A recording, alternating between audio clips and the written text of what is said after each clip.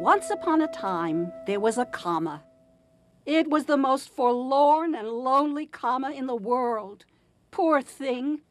It didn't belong to anything.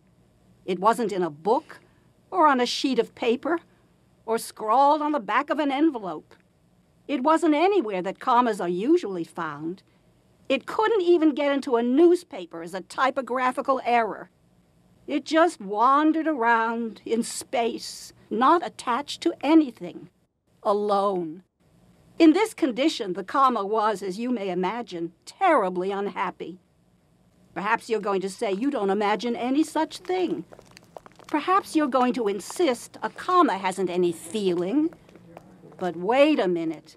How would you feel if you were a comma, just wandering around in space, not belonging anywhere? That's just how this comma felt. It felt awful. Sometimes it was almost ready to give up hope.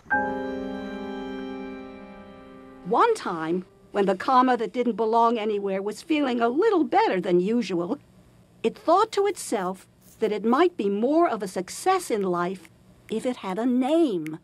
Other things have names. People, for instance.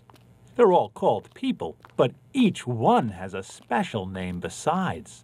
That way the person knows who it is. If you don't know where you are, it's at least of some advantage to know who you are. Of course, in a way, comma is a name. But there are thousands and thousands of commas. Being just another comma doesn't mean much. It hasn't gotten me any place so far. Nobody seems to care about just another comma. Not even enough to put me in a sentence. A name will show I am a separate and distinct and individual comma. I shall call myself Thomas. Thomas is a name which has been used by people, but I don't mind that. People seem to me the most interesting things I've seen anywhere, and I rather like the idea of having a name like a person. Thomas, comma, has a good, substantial sound to it, and it distinguishes me completely. For I'm sure there's not another comma in the whole world with such a name. From now on, I'm going to think of myself as Thomas, comma. And perhaps this will be the real beginning of my finding a place in the world. So from now on, Thomas, comma, will be so designated in this, the history of his wanderings, that Thomas's history is one of considerable hardship and suspense, but comes finally to a conclusion, is something you may have presumed from the fact that the history is being recorded. Nobody bothers to write about any wanderings that just go on wandering. Wanderings that reach conclusions are the wanderings that make the histories.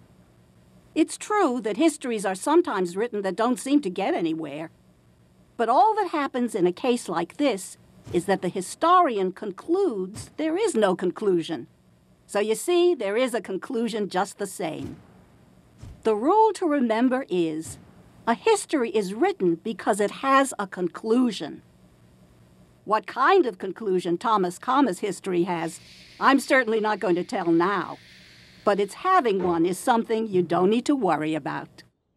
Thomas, comma, after he got his name, was really set up for 4.5 days. He felt swell. For 4.5 days. He felt energetic. He made plans. He wrote down lists of things he should do. He decided that what he needed was an organized approach to finding a place in the world for himself. And he further decided that what he ought to do was get himself an organized approach. His heretofore almost constant feeling of depression left him. He even felt less lonely. Most intelligent thing I ever did, getting myself a name. Of course, I still don't belong anywhere, but I feel I can belong somewhere, and that makes all the difference. He took a deep breath, stood erect, and even strutted a little when he walked. Thomas felt like a new comma.